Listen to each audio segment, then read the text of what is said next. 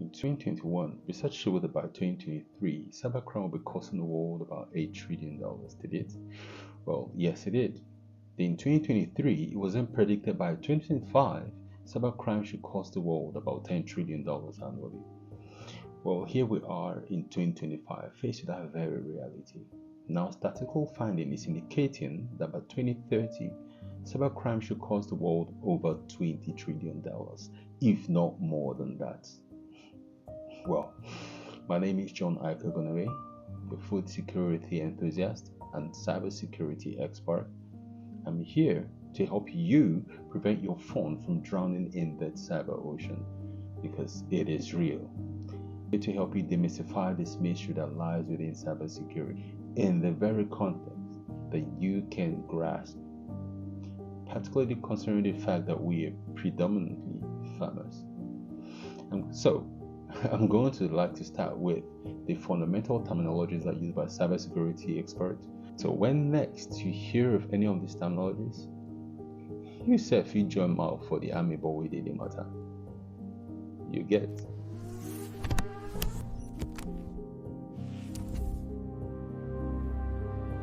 So let's delve in.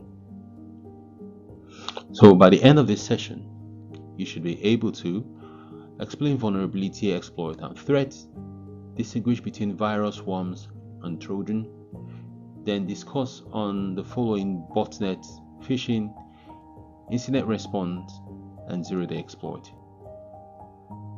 So here's an incident that happened. An old-time friend wanted to pay me a surprise visit after we got talking. So he got to the gate and was denied access into the estate. He was requested to contact me so I can give the clearance. Unfortunately, I wasn't around, but I was not too far, so eventually we still met. That is cybersecurity. Why are they doing this? For the safety of lives and properties within the space. Let's look at another scenario. Oga Musa has a farm where he trains chickens and goats. He can't give the key to the poultry to a stranger, or the key to the goat pen to a stranger, because the eggs will get missing, or the chickens get missing, or probably the goat. That is how cybersecurity is. Your phone is like your farm. Your bank app, your text message, your WhatsApp message, your email. These are like the animals you have on the farm. You guard it jealously, because if somebody gain access to it, they can rob you. Mama Chinedu has a shop. In this small shop, she has a cupboard where she keeps money. That is if she doesn't tie it to her wrapper. She cannot give her wrapper where the money is tied to somebody. Either will she give the key to somebody that she doesn't know. That is the same way your phone is, Mama Chinedu. Your WhatsApp message, your text, your bank apps, your email are sensitive things on your phone. These are like the goods and your cupboard you have in your shop, because your phone is like your shop. Just as you can't give your shop key to a stranger, you shouldn't give your phone to a stranger. So, for cybersecurity, you ensure that your phone, every app on your phone is properly passworded, and you don't disclose this code to anybody. So, cyber and security, they can come as one word or come as separate. Cyber, then security. So let's break it down first. Let's look at what cyber is. Cyber refers to anything involving or relating to digital technology, especially the internet. The word cyber evolved from cybernetics, a term that was coined in 1940 to describe control of systems in machines and living beings. It became very popular in the 1980s and the 1990s as digital technology evolved. Security, on the other hand, is the act of protecting lives and property to make it secure and safe. Well, security is one of those words that have many caps, but at the core of it, it is about protection, stability, and peace of mind. Security is basically the act or the state of being free from danger and anxiety. So what then is cybersecurity? Put together, is the practice of protecting systems, network, and digital data from unauthorized access, theft, damage, or other cyber threats. Cybersecurity is protecting systems and data from digital threats. Essentially, it's all about keeping the online world safe. It involves using technologies, processes, and measures to ensure confidentiality, integrity, and availability of information. Cybersecurity has evolved over years, with the early foundation between 1940s to the 1980s, when the early computers and internet emerged, which led to the development of the first computer virus by Thomas Bob in 1971. And this virus was called the Creeper. And guess what? The only line of code it was showing was this: I am the Creeper, catch me if you can. To counter this Creeper, a program called the Reaper was created. That's the first commercial antivirus that was actually created. And this was in the 1980s. Well, the prophecy of John von Neumann in 1949 stated that there's going to be a self-replicating program. And this has come to pass. So from the 1990s to 2000, we had the rapid growth of the internet, which introduced new vulnerabilities and advanced threats like phishing and cyber espionage, prompting the development of secure communication protocol, that's the SSL, and the cybersecurity laws such as the Computer Fraud and Abuse Act of the 1986. Then we had the modern day cybersecurity, which shifted its focus to mobile and cloud technology, which is in 2010s. But currently we're having the AI, machine learning, and blockchain, which are being utilized to combat sophisticated cyber attack, whether it's offensive, whether you're the bad guy or the good guy. So we have three types of cybersecurity, namely the network security, application security, and endpoint security. So for the network security, it's talking about the confidentiality, integrity, and accessibility of data, as in how data travel on the network. You send message, you receive message, basically on the network. Then application is talking about your software and those things that run on your device, your WhatsApp, your email, and those things. How safe are they? Those apps you download, how safe are they? That's the application. Then the endpoint security is talking about your device, that one. How safe is that device you're using? Right, we're securing it to prevent virus or malware from striking. That's why you download some antivirus, something like that, right? That is your endpoint security. So let's look at cybercrime, cyber attack, and cyberspace. Cybercrime refers to that illegal activity that is conducted over the internet or that involves computer, right? And those activities that when they steal data or steal money over the internet or over the computer system that involves a computer rather, that is called a crime. It's a cyber crime.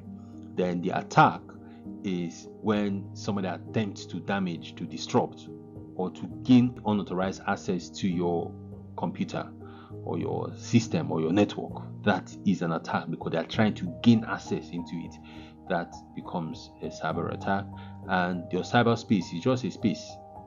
Once there's more than one system connected together, it becomes a space because they've created an environment where they can talk to. So cyberspace is the virtual environment created by interconnected digital network. So when there's a network, right, of computers, of devices, of phones, that becomes a cyberspace. Okay, so let's go deeper. Vulnerabilities. Now imagine these pictures. Let's pick the first one. Somebody has his wallet as shown on the screen and is working in a very busy place. Say the market in Lagos Island, as busy as that market is, or maybe in Alaba International Market, or the person is in Where else? By 12. As busy as those markets, you're working in there with your money at the back like this. He show me see this money no go follow you go house, or the purse no go follow you go house. In other words, this wallet won't go home with you. That's what I'm trying to say. Look at the other photograph. The other picture shows a window wound down slightly. Imagine this person parked on the street. By the following morning, it's either the brain box of the car is gone, or they steal the vehicle, or all the things you have inside the vehicle is gone. These are vulnerabilities. So what is vulnerability from what we have seen right now? Vulnerabilities are weaknesses or flaws within a system that can be exploited by attackers. What do I mean? This money is a weakness, is a flaw. This window wound down is a flaw. And these flaws can be exploited by people that want to attack. You put sugar. I attend the aunt saying that sugar, but don't come near the sugar. You must be joking. So that is called a vulnerability. Example of this in the digital world is outdated software or poorly configured network. So if you don't configure your network properly, you can be hacked. If your software is not updated, you can be hacked. So let's move on. So we have several types of vulnerabilities. The first one is software vulnerabilities. That's the weakness in the software, like unpatched software, insecure coding, or buffer overflow. Next is hardware vulnerability. Just know this. So we have unencrypted device, then outdated firmware, we have physical access law. What this is just trying to say is that you put password for your phone, something like that, or for your device. Then the firmware is outdated, you do not update the software of your phone. That is also a problem. That's a hardware vulnerability. Or you just drop the phone one corner and you think someone just leave it without trying to mess around with your phone. Yes, that is also part of hardware vulnerability. So other vulnerabilities include the network vulnerability, so that you open ports on secure Wi-Fi, you just see Wi-Fi won't connect, misconfigured firewalls, then configuration vulnerability, then next is human vulnerability. Anybody can just want, I beg, give me your password, make I make one call. All right, or you are standing there, you say, madam, put your pin for this ATM machine, or make I help you put your pin. That is wrong. Poor password hygiene, lack of trainings, those are human vulnerabilities. So someone can target you. All right, those are part of it. Well, vulnerability management lifecycle in cybersecurity just refers to the continuous process of identifying, assessing, prioritizing, remediating, and managing security weakness in systems, applications, and network. It's like saying it's a health check routine for your digital infrastructure. And here, as you're seeing on the screen, is that health check. So first you identify the vulnerability, you evaluate it, then after evaluating it, you can now remediate it by applying patch and upgrade. Remediating means you are repairing, you are trying to repair it, right? Then next you verify effectively remediating that this action I've done, this my update, she work, Ikoram. Then finally report on the vulnerability. Okay, see this thing work. Next time, so they updated. So vulnerability management is how do you manage that loophole as the window was wound and what happened. Of course, the person ensure that yes, I wound up properly, or the money with the back of pocket. Most of the time, you've been walking past someone and say, Oga, your money no stay well for your pocket too. So that person now does like a vulnerability assessment. Now, so thank you, madam, or thank you, Oga. You remove the money from there, put it in a safe place. Maybe put it in the pocket by the side, or put it in his breast pocket for his shirt to keep the money safe. Those are like vulnerability management life cycle. I just mentioned, it has been identified. as the money dey for back there, the fit still comot am as person not see am. Let me put it in my front pocket. You have remediated it. You now verify, okay, it is safe here, right? So that is how vulnerability life cycle is.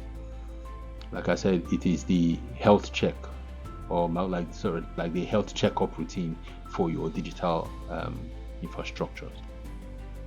Imagine this: somebody had a flat tire. I was like, let me just stop one vehicle where they go. Me a guy carry me go house. I beg, I don't tire, get power.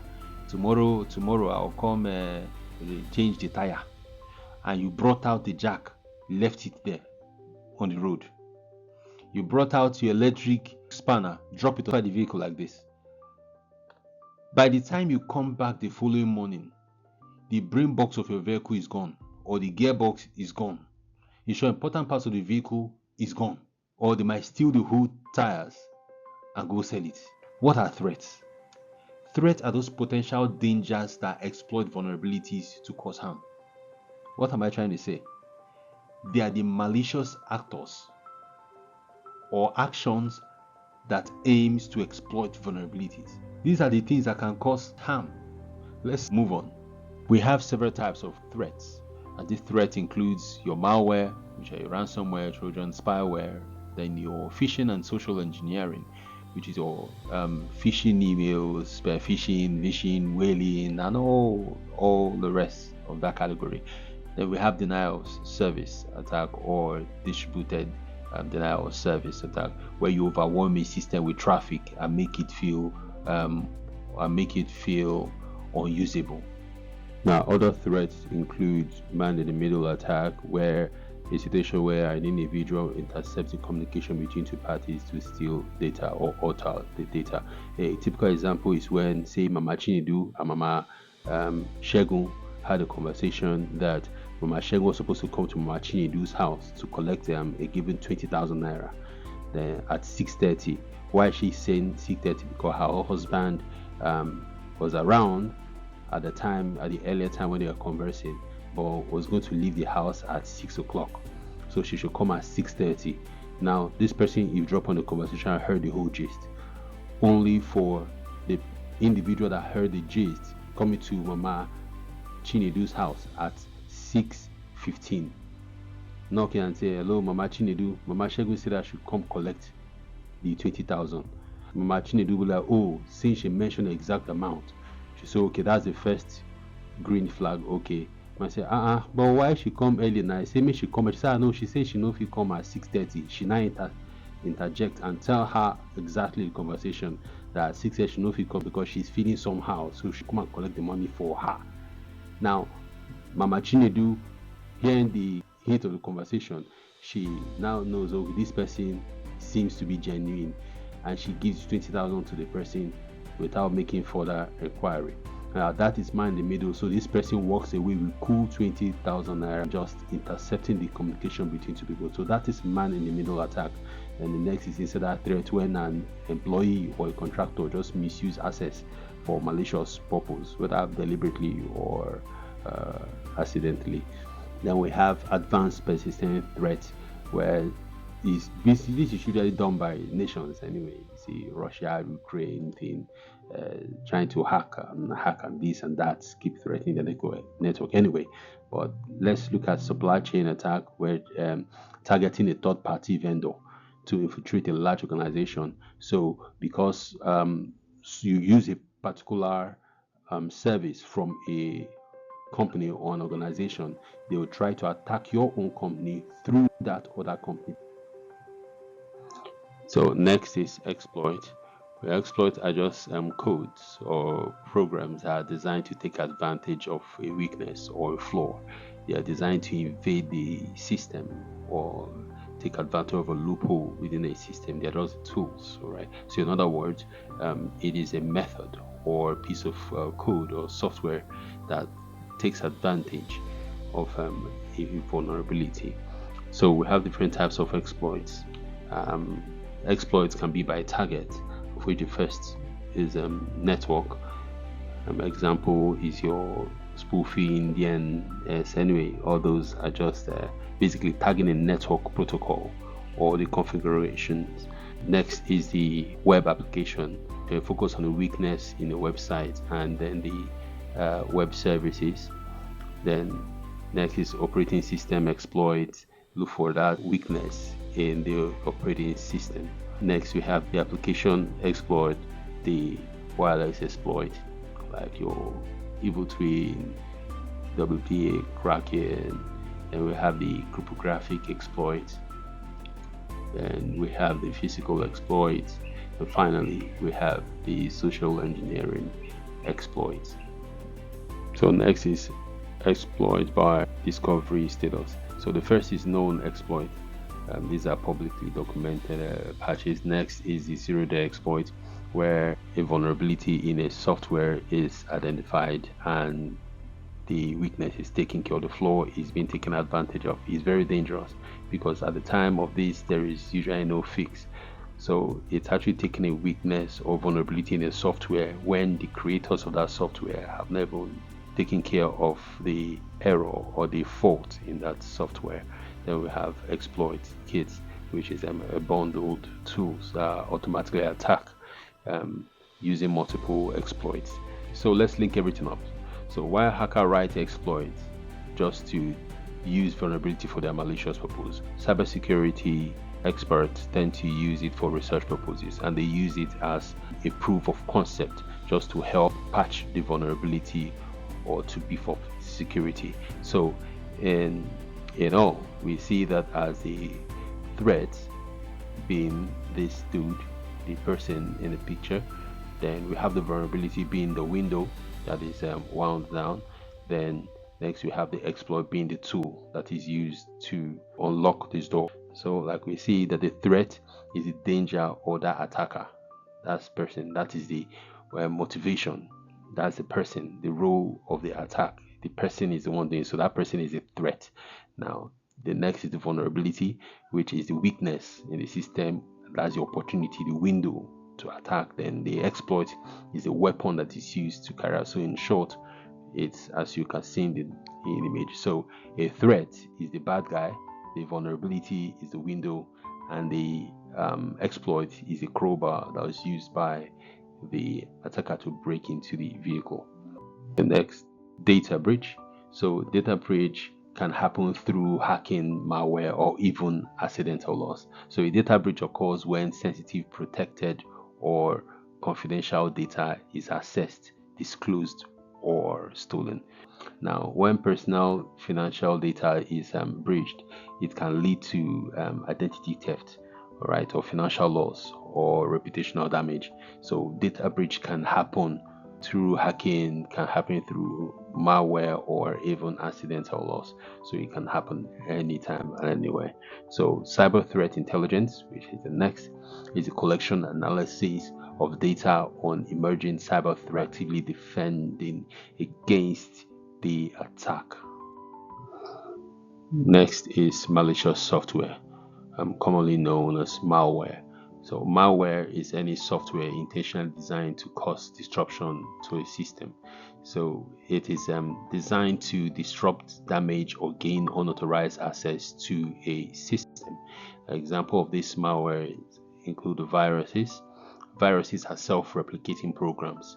According to John von Neumann, he actually predicted this, that we're going to have self-replicating programs that attach to clean files and they spread in this manner.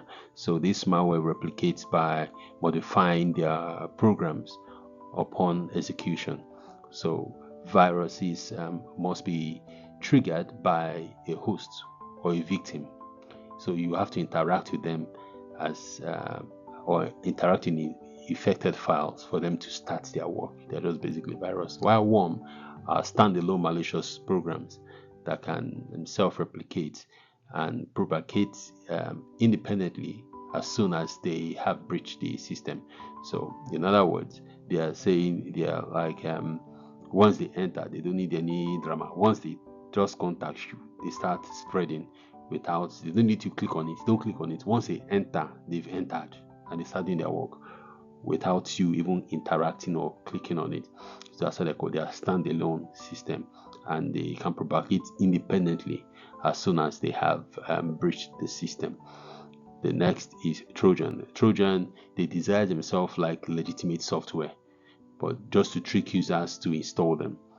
Next is ransomware, which is encrypting your files and demanding payment for decrypting it. So it's like kidnapping, but this one is in terms of software.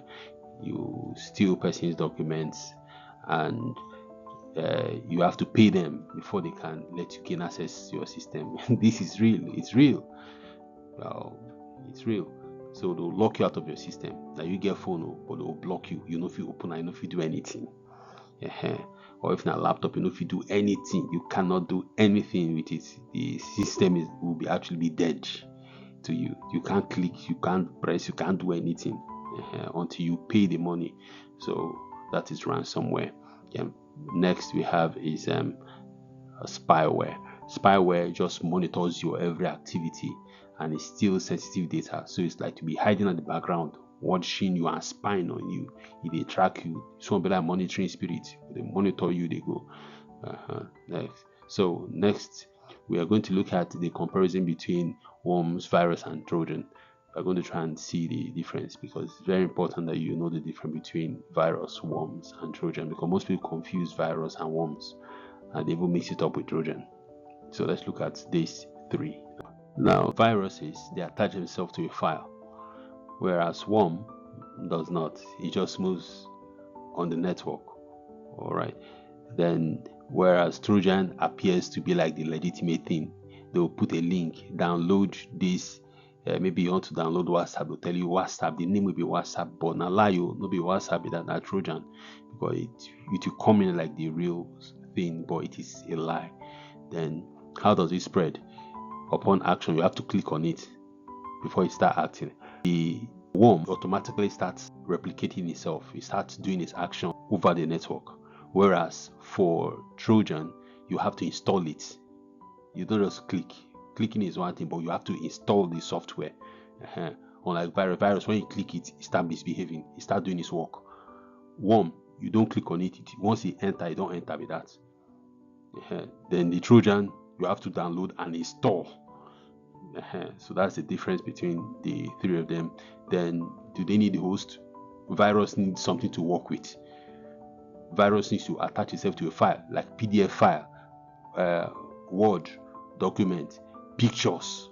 You see picture, you download this picture, you download it, virus don't enter. So that's how it comes. Then you can cause damage, corrupt, delete file systems. For worms, it consumes bandwidth and it can crash your network.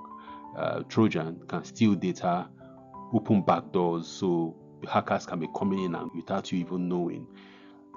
Botnets, also called robot network, they are a network of compromised computers or devices that can be remotely controlled by a cyber criminal for malicious activity like DDoS attack, spamming, and data theft. Now, botnet is designed to be difficult to detect. They hide in the background. They receive commands from the botnet center or the botnet controller.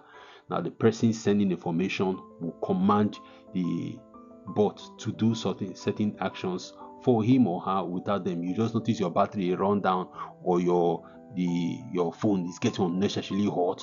Those are typical examples. So a botnet can include millions of devices scattered across various locations.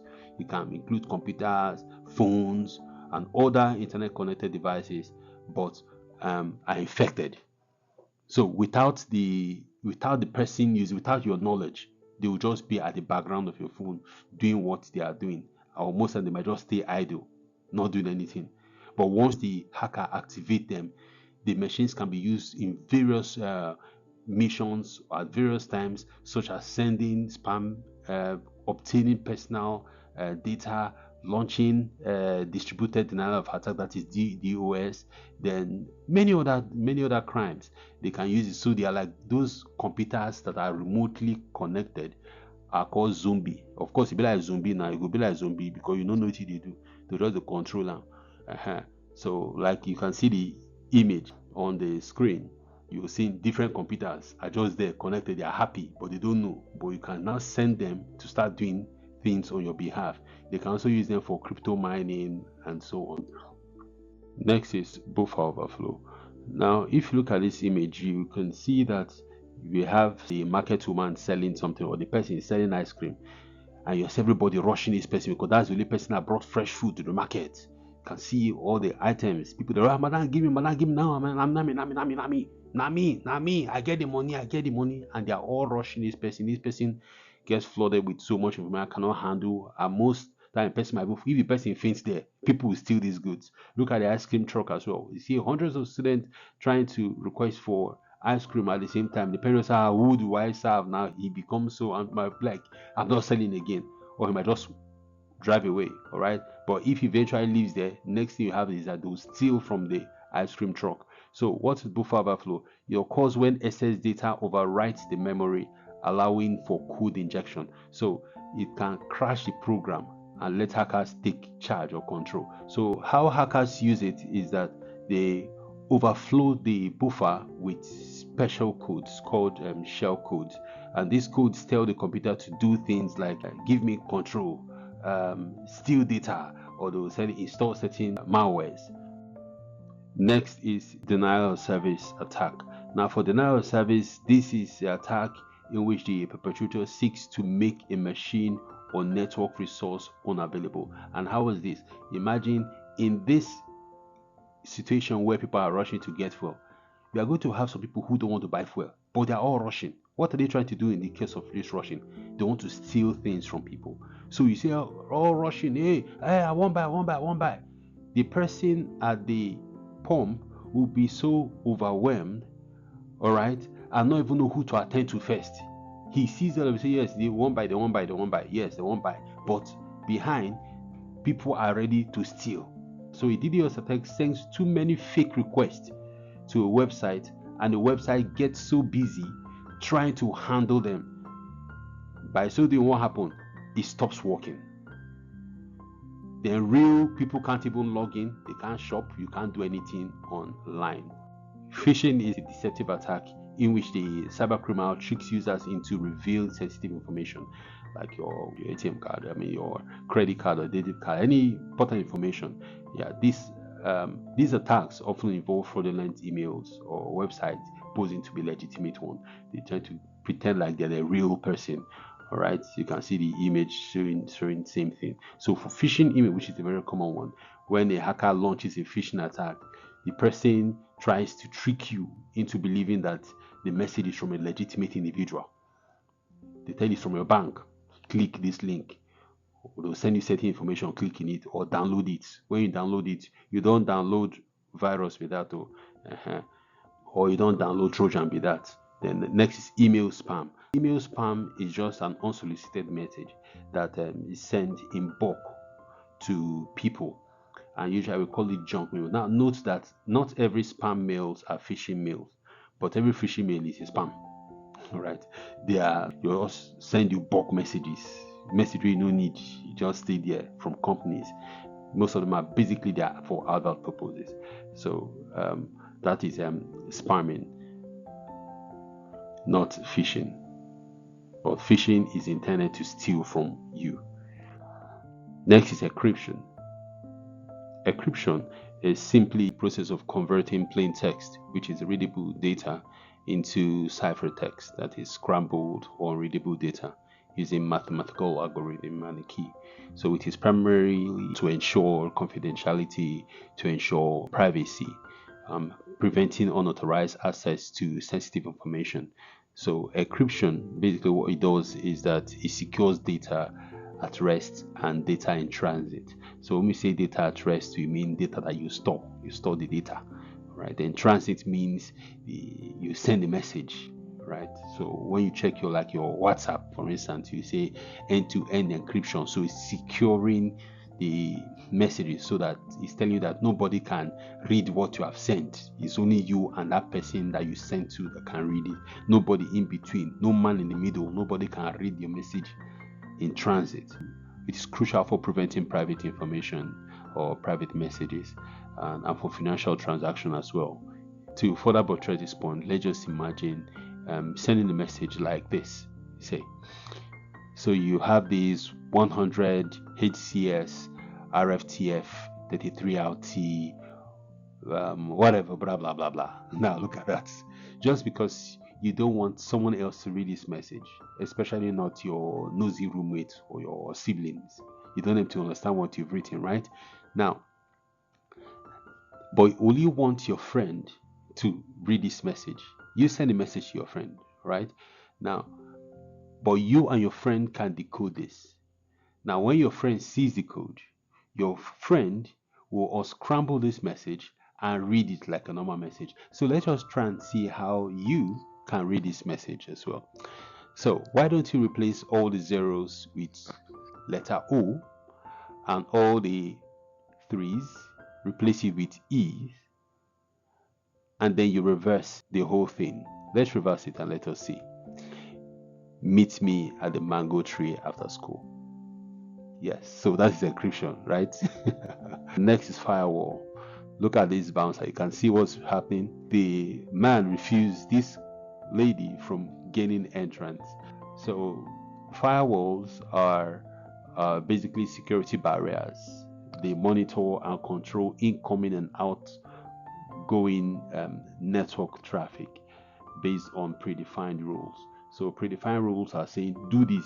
If the person don't get this one, do this. If the person get this one, do this. Look at what is happening. The arrow coming through the block, that is predefined rule. Firewalls could be hardware or software based. Basically, they help to prevent unauthorized access to a network or a system. Next is authentication. Authentication is the process of verifying a user's identity.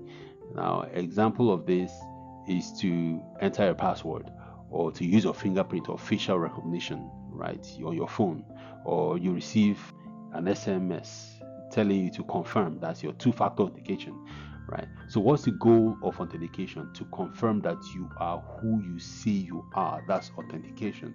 You can see the diagram, what's happening there.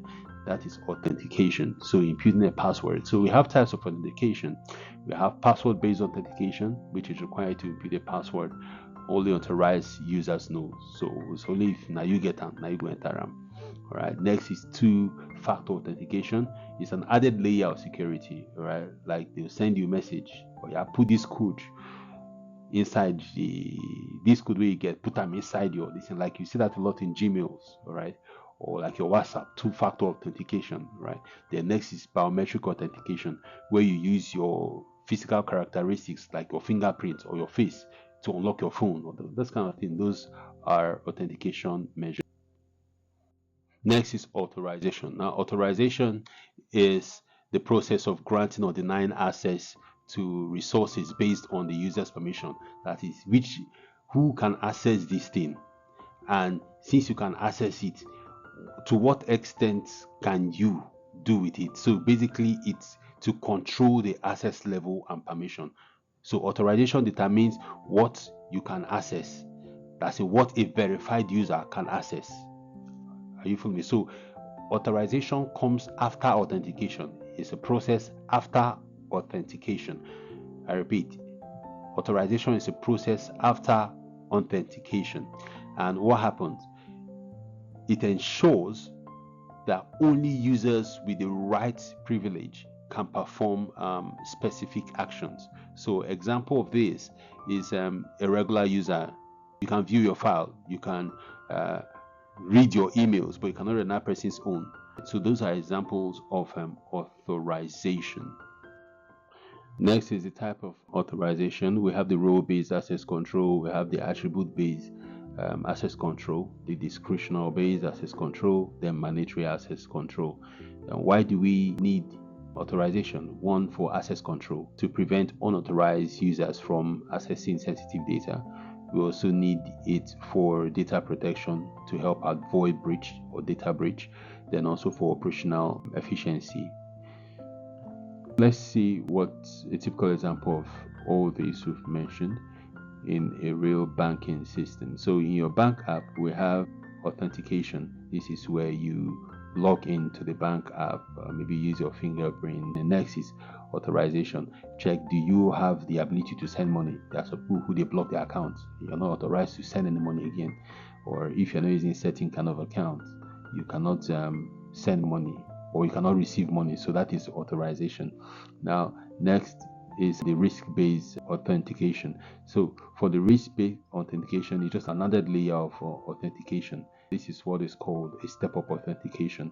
So this is when you're trying to send me a huge sum of money above your limits, then they'll require you to provide additional information like your facial scan. I don't want to mention any bank that does that, but we know where we see it. You just put your face there and they snap you and they said, okay, processing, just to confirm that you're really the one sending this huge amount of money or you've exceeded what you usually send. So that is a risk-based authentication. So authentication is to let you show your ID card at an entrance, whereas authorization is like you don't have the right key card to do certain things, right? You are limited to enter or do certain or perform certain tasks. That is the authorization. Authentication says who are you, whereas authorization said what can you do, all right? To what extent can you do this thing? Whereas authentication says who are you? Are you the real person? Yes. So next is access control. Access control is a set of policies and technology that restrict access to data, systems, or physical location based on users' identity and permission. So the purpose of access control is to ensure that only authorized users can access specific resources. The scope of these applies to files, to data, network, and on. So we have key components of access control.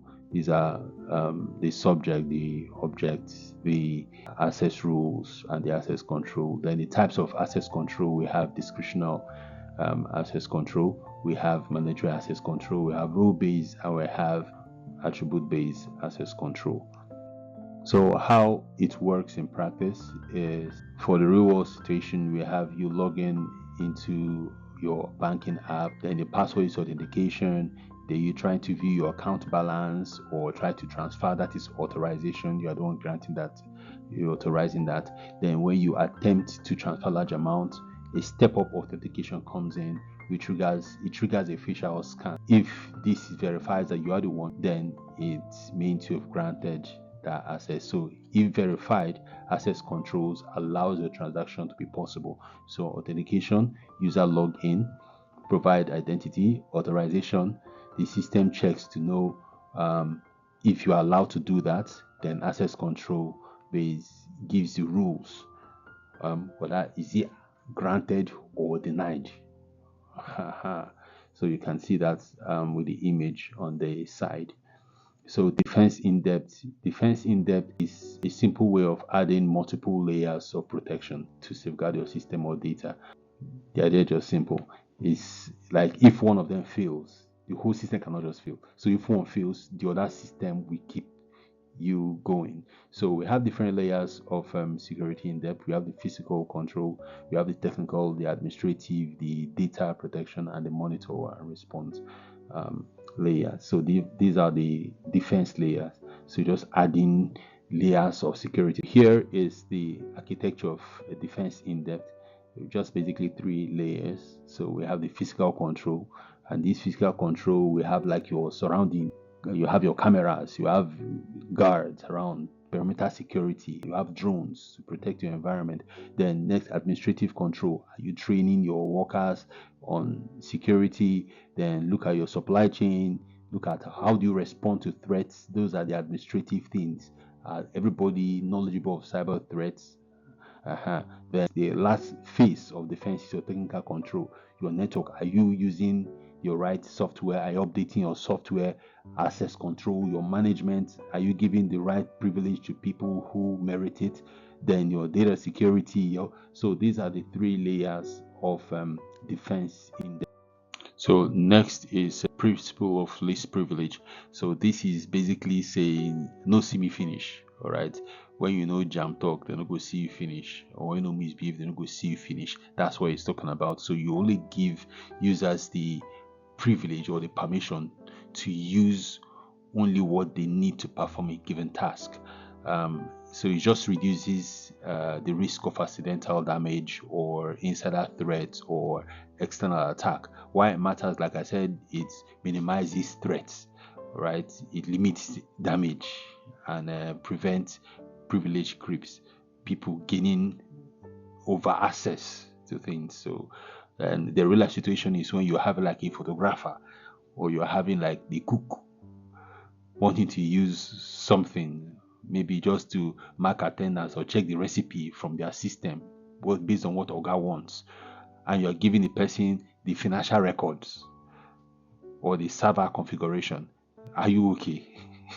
Right? So it's not possible. It can't even work. So basically, it's just granting only the necessary access just to protect your sensitive data and your system, your network. So that is what principle of least privilege. Only give them the least thing they need to do the maximum work. All right. So let's move on and see what incident response is. So incident response, according to NIST, is a process organizations use to manage and mitigate cybersecurity breach, and it involves your identifying, containing, eradicating, as well as recovering after the attack. So it's, in summary, is the preparation. So you prepare for the threat or prepare for the attack. All right. Then next you detect and analyze it. Next you contain it, eradicate it, and recover from the system. Then from there you learn from it and give your own write-up. Call it post-incident activity. So you recover from it and tell the story to your organization, a plan for another attack, because you have to get ready. You have to stay alert. Basically, that's it. So the steps is as shown: preparation, identification, containment, eradication, recovery, and of course, like I said, you learn from it. So zero-day exploit is exploit targeted at a previously unknown software vulnerability because developers have not found a patch or have not released a patch for that. So the patch is the data used to modify softwares, often to fix the bugs or vulnerability. That is the flaws in a system that can be exploited. So that's what it's targeted at doing, to fix that. So that's what a patch is. So when you hear patch, patch means there's a weakness or there's a loophole or vulnerability in that software. And that's what that data that is used to modify an existing software, right? So address or fix a bug or security vulnerability. Now, the patch management is a process of regularly updating your software to improve its performance or to secure the system to fix vulnerabilities. That is what the patch management is, just the process of regularly updating it. So next is a VPN. VPN is actually a technology that creates a secure encrypted connection over a less secure network, such as the internet. It's meant to protect your data in transit. So this VPN, you just create a tunnel. It creates a secure tunnel for your data as it's traveling from your end to the internet and back. So you protect it and create an encrypted tunnel. All right, a secure tunnel so that when you are talking, nobody hear. So imagine when Mama Chinedu and Mama Shegun was talking about the money and they are speaking a language only both of them understand. Maybe both of them start speaking Yoruba and the person eavesdropping don't understand Yoruba, or both of them are speaking Igbo and the person eavesdropping don't understand. You notice that there's nothing that can happen there. The person could have stolen from them in the end. So that is VPN. VPN is a technology that encrypts the connection between both of them and allows data in transit or their communication to go without anybody understand what is going on between them. So we have two types of VPN. We have remote and on-site. You can check out the video on VPN to understand what VPN really is. It's an exciting topic and you should look into it too and know the reason why you should also be using a VPN. I'm not going to recommend anyone to you, but just go ahead. So just go ahead to that video and watch the video on VPN. So here we are to check your progress to see how far we've come. It's been a long one, right? But it's all for the greater good. Can you explain vulnerability, exploits, and threats to a 10-year-old? Can you distinguish between virus, worms, and Trojan? Do you know what data breach means? If you can answer this question, then thumbs up, you are better than 90% of the people out there. So let's move on as we summarize this work now. So let's do a wrap up of everything. We've looked at operational definition of some of the cybersecurity terms, where we started with what cybersecurity is to distinguish between cyber crimes and cyber attacks, and the various terminologies used in cybersecurity. That's the fundamental cybersecurity terms or terminologies. We've looked at just about everything on here.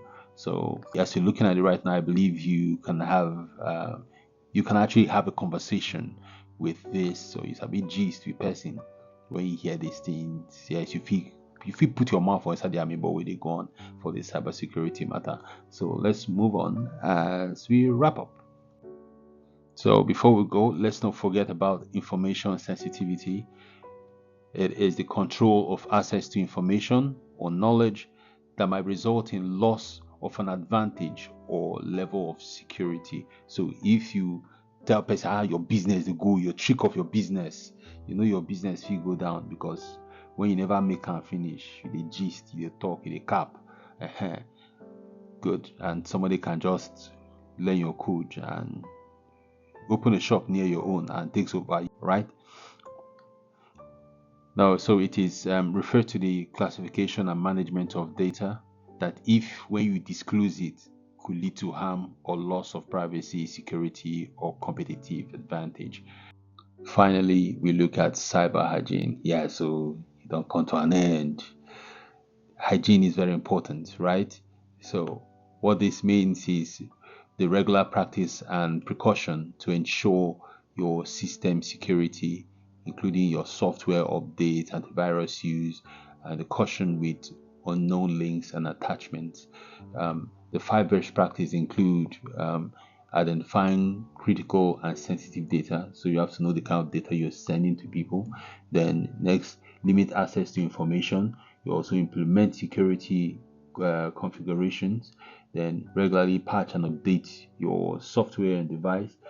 Then finally, you train your staff on phishing and spear phishing. So the key point, like for matching you, yes, the strong password has strong shop padlock.